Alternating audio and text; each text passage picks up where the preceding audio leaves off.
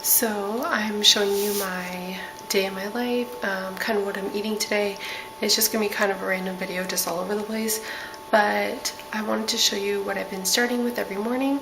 So I am now 8 weeks out, so I'm starting to use more fat burners or natural supplements that help you burn the fat. So what I've been taking is L-carnitine. So a lot of people take this in liquid form, but I just happen to have the capsules. So what it does is it helps transfer long-chain fatty acids into the mitochondria, where it then can be produced for energy. So essentially it helps to produce more energy by maximizing the efficiency of the cells. It also reduces fatigue, suppresses appetite, and helps with lean mass. So L-carnitine is something good to add into your regimen if you're trying to lose weight or burn that fat. I take 2 capsules, so it's 1.5 grams. It recommends 4, but I only take 2. I feel like less is more for me, so that's what works for me. Next thing I take is my Torch from Regimen. So the Torch assists with fat loss. It also gives you that extra energy, and it is also an appetite suppressant. It is not really that much of a stimulant. It actually only has 160 milligrams of caffeine in 3 capsules, and that's about a cup of coffee. So it's not that much where you're going to feel overstimulated, but it's just enough to give you that extra energy. So I only take 1 capsule because I also drink a coffee. But the recommended is 3 capsules first thing in the morning on an empty stomach, and that's it. You don't have to take it all throughout the day. It's just one time, 3 capsules, that's it. Also, shout out to this bun with my rat tails flying around. Also, shout out to my videoing skills for always cutting off my bun, so I basically look bald. Anyways, so after I have my apple cider vinegar, my coffee, I take my supplements, and then now I'm going to do my BCAAs up. So I put 1 scoop of my Regimen grape BCAAs into my mammoth mug, about 1.5 scoops actually. The good thing about Regimen's BCAAs is that they are clean, so there's no artificial sweeteners, flavors, or additives, which means no sucralose, and I am big on no sucralose because gut health is key. So the good thing about Regimen's BCAAs is that it also contains an electrolyte complex. In this electrolyte complex, sea salt, potassium, and magnesium, so it's going to give you that extra energy in the gym without being a stimulant. And it also gives you that pump because of the sea salt. So the benefit of BCAAs is that it helps you maintain lean mass, and it keeps the lean mass, especially when dieting, which is very important. Hey guys, so I just wanted to mention a few things before you watch this video. So today I train glutes and ham. This is more my pump set day, so I do 2 heavy leg days a week, and then today I do more accessory work, more bikini-based, bikini-style workout. I hate to say that, but it's true. On my heavy days I do more compound movements, like real deadlifts, like from the ground. I do real squats with a barbell, like stuff like that. But today's more of the fun stuff, and I do higher reps, so more between 10 to 15 reps to get a really good pump. I believe it's important to do heavy lifting as well as these more accessory movements in order to build and shape your glutes and your hams from all areas. So a few things I wanted to say is, first of all, my outfit, clearly I don't have a fashion statement, and I give no fucks, so there's that. Second of all, I'm sorry for the angles of the videos. Obviously I'm recording myself on this like pathetic Canon camera, this like Canon like old school camera, so it doesn't really sit right. I don't know, it was just a mess, but whatever, I tried. Third, I wanted to mention, when you watch the video, you're going to see my range of motion is fairly short. Like, it doesn't look like I'm coming all the way up and going all the way down.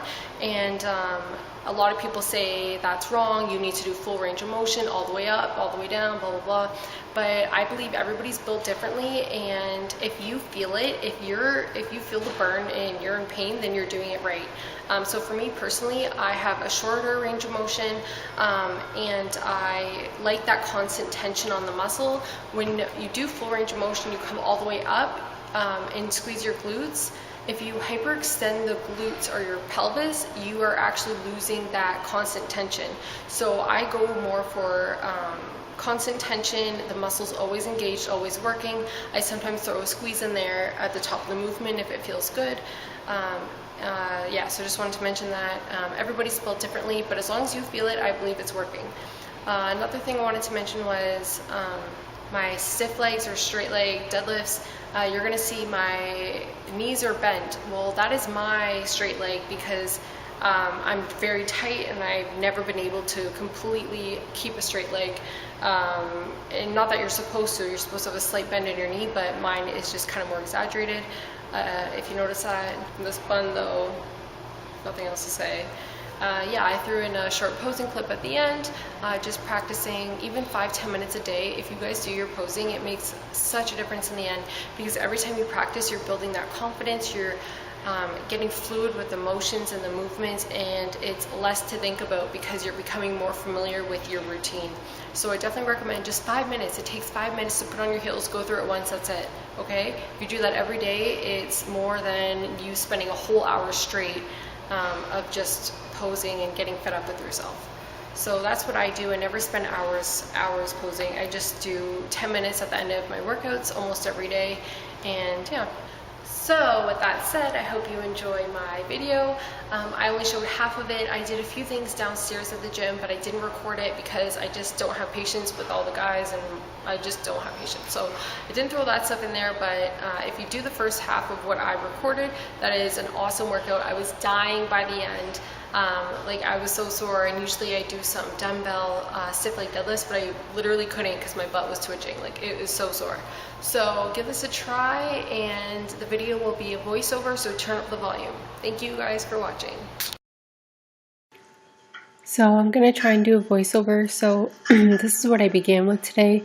This is my glute warm-up. So I put my MB slingshot band just above my knees, and I'm doing lateral walks.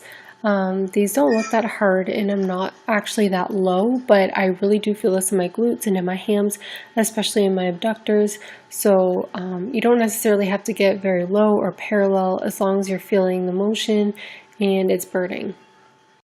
So what I typically do is a countdown. So I'll do 6 steps one way, 6 steps back, and then I'll do 5, 5, 4, 4, 3, 3, and basically count down. Now you're seeing me do kickbacks, so constant tension on the glute muscle, just pumping it out. But like I said, constant tension. I do about 12 to 15. For my warm-up, I basically go until it burns and I can't handle it. So these glute kickbacks are actually awesome to do as a superset or in between compound movements. So usually when I'm deadlifting or squatting, I'll throw on this band and do a couple of these kickbacks in between my sets, just to keep the heart rate up and keep the blood flowing. Also, let's peep at those socks because it's end of August and I'm wearing socks, 3 sweaters, and a long sleeve shirt. So this is still a part of my glute warm-up. This is one of my favorite things to do. I put my MB slingshot band around just above my knees again, and I'm basically doing hip thrusts with a Bosu ball. I'm keeping the weight in my heels and in my midfoot, and I'm feeling a lot of burning in my hamstrings and in my glutes. So I do about 20 with both legs, then I do one leg, and then I switch to the other leg. Constant tension. Yes, I'm not going completely up, but this was burning and I was dying, so do what you can. Like I said before, everybody's range of motion is different. As long as you feel it and it's burning, I believe it's working. This actually burns so much, guys. Definitely give it a try. This is also something that's amazing to end your leg day with, just as a finisher. So if you don't start with it, definitely end with it. So the first thing I start off with as my actual workout is lying hamstring curls. I'm keeping my feet parallel and together. I'm keeping constant tension on my hamstrings. Think of it 2 eccentric, 2 concentric, not really pausing at any point. I do between 10 to 12 reps, and I do about 4 or 5 sets. I might throw in a drop set at the end, and I love using my MB slingshot band while doing these because I feel like it helps activate my glutes and my hams much more opposed to not using it at all.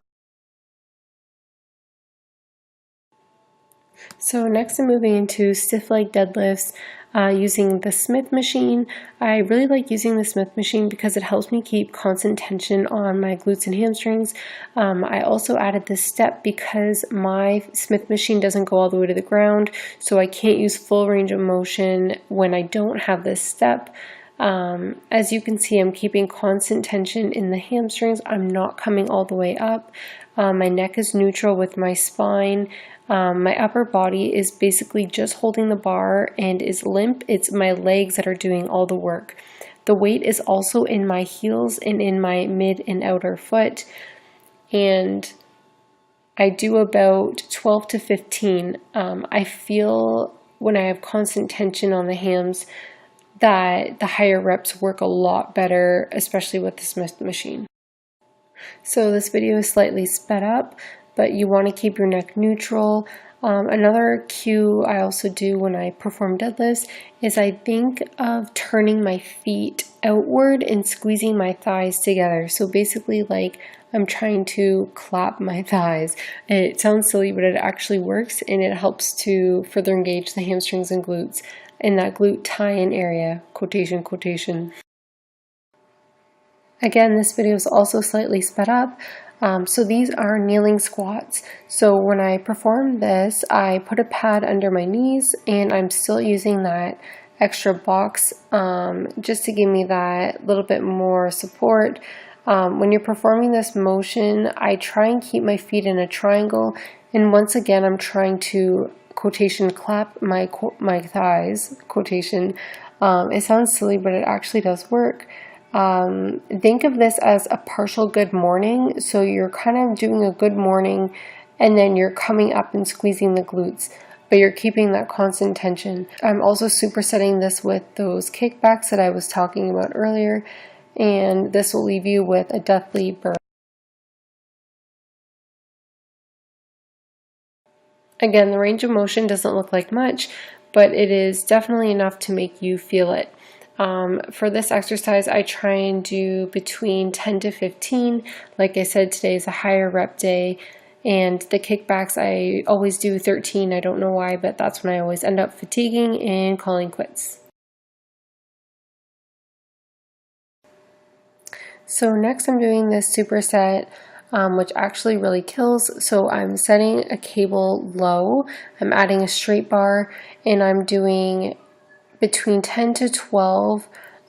They're supposed to be straight leg, almost like a deadlift slash hip thrust. It's like a hybrid and something I totally made up, but I really do feel this and it really does kill. So basically the weight is in my heels the whole time and on my outer foot, and I'm deadlifting forward and then thrusting back, and make sure the weight is not in your toes. So I'm supersetting that immediately with wide stance squats. Again, the weight is in my heels and I'm doing 10 to 12. So I superset them back to back, and I do typically 4 sets total. So with my next set, I started with the wide stance squats. Again, weight is in my heels. I'm doing 10 to 12 reps. The weight is fairly heavy in these. But it's because you're able to lean back with the cable. It gives you that extra support. So then I'm going to superset it with those stiff leg deadlift slash hip thrusts.